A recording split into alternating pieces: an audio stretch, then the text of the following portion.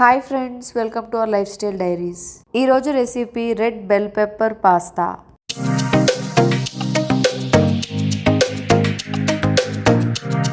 First నేను దానికోసం ఇలా ఒక 2 పండు టమాటాస్ ఇంకా ఒక రెడ్ బెల్ పెప్పర్ తీసుకున్నానండి. వీటిని మనం నీట్ గా పీసెస్ గా కట్ చేసేసుకొని పక్కన పెట్టుకోవాలి. ఫస్ట్ ఈ రెడ్ బెల్ పెప్పర్ లో లోపల ఏంటో చిన్న టమాటా సైజ్ లాగా ఏదో వచ్చింది, బట్ అది కూడా క్యాప్సికమో ఏదో నాకు అర్థం కాలేదు, ఎందుకులే అని చెప్పి పక్కన పెట్టేశాను.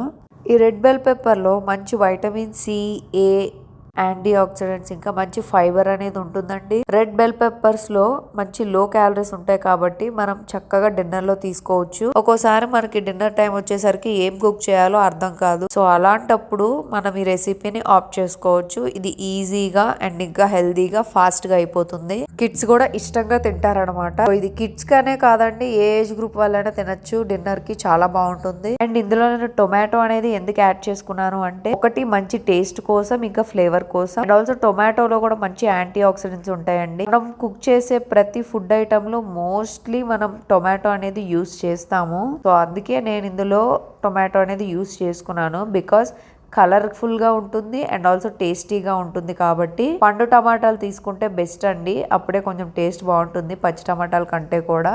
అండ్ ఆల్సో దీనిలో ఉండే వాటర్ కంటెంట్ వల్ల మనల్ని మంచిగా హైడ్రేటింగ్ గా కూడా ఉంచుతుంది. నెక్స్ట్ ఒక కడాయి తీసుకొని కొంచెం ఆయిల్ అనేది వేసుకున్నానండి.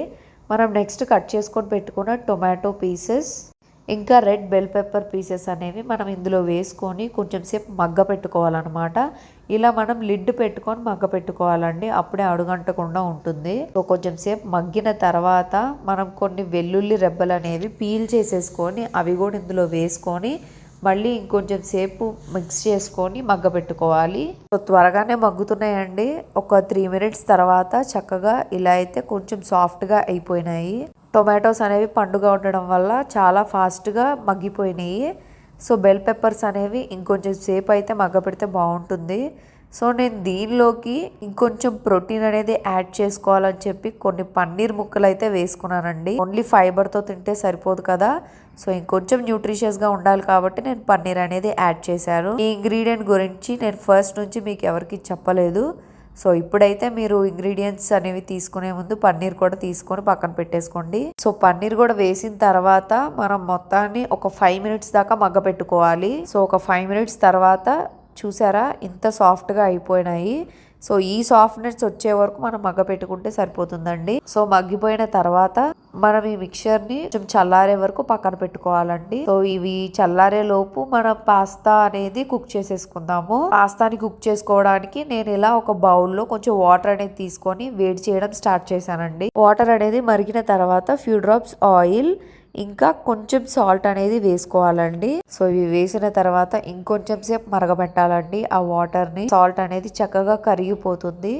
నెక్స్ట్ ఈ ప్రాసెస్లో ఏంటంటే మనం ఇంకా పాస్తాని తీసుకొని మిక్స్ చేసేసుకోవాలి. నేనైతే హోల్ వీట్ పాస్తా అనేది తీసుకున్నానండి, అదైతేనే కిడ్స్ కి కొంచెం బాగుంటుంది. వీట్ పాస్తా కంటే కూడా మల్టీ మిల్లెట్ పాస్తా అయితే ఇంకా బాగుంటుంది, బట్ నాకు అది అవైలబుల్ గా లేదు కాబట్టి నేను ఇప్పుడు వీట్ పాస్తాతో చేస్తున్నాను అనమాట. కిడ్స్ కి అయితే కొంచెం హోల్ వీట్ పాస్తానే బెస్ట్ అండి. మనకి తగినంత క్వాంటిటీ అనేది వేసేసుకోవాలి. ఇలా వేసుకున్న తర్వాత మనం వీటిని కూడా కాసేపు ఉడకపెట్టుకోవాలండి. సాల్ట్ వేసాం కాబట్టి పాస్తా అనేది నాకు తెలిసి త్వరగానే ఉడికిపోతుంది. అవి కొంచెం సాఫ్ట్ అయ్యే వరకు మనం వాటిని బాగా మరిగించాలి. సో ఇలా బాగా మరుగుతుండేసరికి ఇంకా మనం చెక్ చేసుకుంటూ ఉండాలి సాఫ్ట్ అయిందా లేదా అని. నాకు తెలిసి ఒక 5 మినిట్స్లోనే సాఫ్ట్ అయిపోయిందండి, బికాస్ సాల్ట్ కూడా వేసాము, వాటర్ కూడా చాలా హీట్ ఎక్కింది కాబట్టి. చూసారా ఇంత సాఫ్ట్గా మనకు పట్టుకుంటే మెత్తగా తగలాలి. అలా మెత్తగా తగిలితే ఏంటంటే మనం ఇంకా కుక్ అయిపోయింది అనుకోని ఇంకా దాన్ని స్ట్రెయిన్ చేసుకొని పక్కన పెట్టేసుకోవచ్చు. స్ట్రెయిన్ ఎందుకు చేసుకోమన్నానంటే ఇంకొంచెం ఓవర్ కుక్ అవ్వకుండా ఉంటుంది. పన్నీర్, బెల్ పెప్పర్, టొమాటోస్ అనేవి మనం ఇంకా మిక్చర్ అనేది వేసుకోవాలి. చల్లారిన తర్వాత మిక్సీ వేసుకున్న తర్వాత మనకి ఈ టైప్ ఆఫ్ పేస్ట్ లో రావాలండి. మనం వాటర్ అనేది ఫస్ట్ వేసుకోకుండానే గ్రైండ్ చేసుకోవాలి.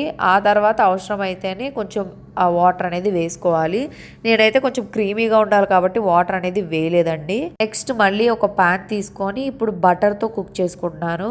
కొంచెం బటర్ అనేది వేసుకున్నానండి. అది కరిగిన తర్వాత ఆ మిక్చర్ అనేది మనం ఈ బటర్ లో వేసుకొని బాగా వేగించాలండి. ఆయిల్ పైకి తేలే వరకు మనం ఈ మిక్చర్ ని బాగా వేగించాలి. అప్పుడే మనకి టేస్ట్ అనేది చాలా బాగుంటుంది. జనరల్లీ పాస్తా అంటే మిల్క్ తో చేస్తారు. కొంతమందికి పాలు అనేవి పడవు, బట్ పాస్తా అయితే తినాలనుకుంటారు కదా. సో అలాంటి వాళ్ళకి ఇలాంటి రెసిపీస్ అనేవి చాలా హెల్ప్ఫుల్ అవుతాయి. సో ఇలా చక్కగా వెజ్జీస్ ఇంకా పన్నీర్ ఇలా డిఫరెంట్ గా యాడ్ చేసుకొని మిల్క్ తో సంబంధం లేకుండా చేసుకొని కూడా మనం పాస్తాని తినొచ్చండి. నేను ఆల్రెడీ ఇంతకు ముందు ఇంకొక పాస్తా రెసిపీ పోస్ట్ చేశానండి. మీరు ఎవరైనా చూడకపోతే లింక్ డిస్క్రిప్షన్ లో పెడతాను, చూసేయండి. సో ఇలానే ఇంకొంచెం డిఫరెంట్ గా డైరీ ప్రొడక్ట్స్ తో కూడా పని లేకుండా నేను ట్రై చేసి పోస్ట్ చేస్తానండి. మీరు కూడా చక్కగా ట్రై చేసి చూడండి, మీకు నచ్చుతుంది అండ్ ఆల్సో ఈజీగా ఉంటుంది. ఈజీయే కాకుండా మంచి న్యూట్రిషియస్గా కూడా ఉంటుంది. పిల్లలు కూడా వెజిటేబుల్స్ ఎక్కువగా తినని వాళ్ళు చక్కగా మనం ఇలాగా వెజ్జీస్ని యాడ్ చేసుకొని పెట్టడం వల్ల న్యూట్రిషియస్గా ఉంటుంది వాళ్ళ మీల్ కూడా. సో చూసారా, ఇంత దగ్గరికి అయ్యే వరకు మనం దీన్ని బాగా మగ్గ పెట్టుకోవాలి. ఈ ఒక్క ప్రాసెస్ మాత్రమే కొంచెం టైం టేకింగ్ అండి. నాకైతే ఒక 15 మినిట్స్ దాకా పట్టింది ఇలాగ దగ్గర కావడం అనేది. మనకి కడాయి బేస్ అనేది కొంచెం గట్టిగా ఉంటే ఏంటంటే ఫస్ట్ లో మనం కాసేపు హై ఫ్లేమ్ లో పెట్టుకొని ఒక 2 మినిట్స్ తర్వాత మళ్ళీ లో ఫ్లేమ్ లో పెట్టుకోవచ్చు, పర్లేదు. సో ఇప్పుడు నేను కొంచెం తగినంత సాల్ట్ అనేది వేసుకున్నానండి. నెక్స్ట్ ఇంకొంచెం తగినంత కారం అనేది కూడా వేసుకున్నాను. అండ్ ఇప్పుడైతే కొంచెం పాస్తా మిక్స్ అనేది నేను పర్చేస్ చేశానండి. ఇది వేస్తే ఏంటంటే కొంచెం పాస్తా టేస్ట్ అనేది వస్తుంది. సో నేను దానికోసం ఈ పాస్తా మిక్స్ని కూడా ఇప్పుడు ఇంకొంచెం వేసుకొని బాగా మిక్స్ చేసుకున్నాను. ఇందులో మనం పన్నీర్ అనేది యాడ్ చేసుకున్నాం కాబట్టి మనకి టెక్స్చర్ అనేది అలా ఉందండి. ఓన్లీ వెజిటేబుల్స్ వేస్తే కనుక మనకి ఈ టెక్స్చర్ అయితే వచ్చి ఉండదు. పన్నీర్ వేసాం కాబట్టి మనకి ఈ టెక్స్చర్ అనేది వచ్చింది. ఎందుకు ఇంతసేపు ఉడికించుకోవాలి, మగ్గ పెట్టుకోవాలని చెప్తున్నారంటే ఇందులో మనం వేసిన పన్నీర్ అనేది పచ్చి వాసన రాకుండా ఉండడానికండి. అండ్ ఇంకొంతమందికి పాలు అనేవే కాదండి, అసలు డైరీ ప్రొడక్ట్సే పడవు. సో అలాంటి వాళ్ళు ఏంటంటే ప్యూర్ వెజ్జీస్తోనే చేసుకుంటే బెస్ట్. సో ఇప్పుడు ఈ టెక్స్చర్ వచ్చిన తర్వాత ఏంటంటే మనం స్ట్రెయిన్ చేసుకొని పెట్టుకున్న ఆ కుక్డ్ పాస్తాని ఇందులో వేసేసుకొని ఇంకా మిక్స్ చేసేసుకోవడమే. మోస్ట్లీ నాకు ఇంకా స్పైసెస్ తో పనేమీ లేదనిపిస్తుంది, ఎందుకంటే సాల్ట్ వేసే పాస్తాని మనం ఉడికించుకున్నాము. అండ్ ఆల్సో ఇందులో కూడా చక్కగా స్పైసెస్ అనేవి గట్టిగానే వేసాం కాబట్టి మనకి ఇంకా స్పైసెస్ అనేవి ఏవి తగ్గమండి. సో ఇంకా మనం ఈ పాస్తా వేసేసిన తర్వాత ఇంకా ఎక్కువసేపు కుక్ చేసుకునే పని అయితే మనకు ఉండదండి. బట్ నేనైతే ఇంకొంచెం టేస్ట్ కోసం పాస్తా మిక్స్ అనేది ఇంకొంచెం ఎక్స్ట్రా యాడ్ చేశాను. ఆ టేస్ట్, ఆ స్మెల్, ఆ ఫీల్ ఏంటంటే బాగుంటుంది. బయట మనం పాస్తా ఎలా అయితే తింటామో ఇంట్లో కూడా అలానే బాగుంది అన్న టేస్ట్ వస్తుంది. నేను దానికోసం ఇంకొంచెం యాడ్ చేశాను అనమాట. ఇప్పుడైతే మనం ఇంకా ఎక్కువసేపు అయితే కుక్ చేసుకోవాల్సిన అవసరం లేదండి. జస్ట్ ఒక 1 మినిట్ or 2 మినిట్స్ జస్ట్ అట్లాగా కుక్ చేసుకొని అటు ఇటు ఫ్లిప్ చేసుకుంటే సరిపోతుంది, ఇంకా ఉడికిపోయినట్టే. సో ఇప్పుడైతే రెడ్ బెల్ పెప్పర్ పాస్తా అనేది రెడీ అయిపోయిందండి. చూసారా ఎంత క్రీమీగా, చూడడానికి కూడా కలర్ఫుల్ గా చాలా బాగుంది. సో మీరు కూడా ట్రై చేసి ఎలా ఉందో కమెంట్ చేయండి. సబ్స్క్రైబ్ చేయడం మాత్రం మర్చిపోకండి. ఇంకా మోర్ పాస్తా రెసిపీస్ తో మీ ముందుకు వచ్చేస్తాను. Thank you.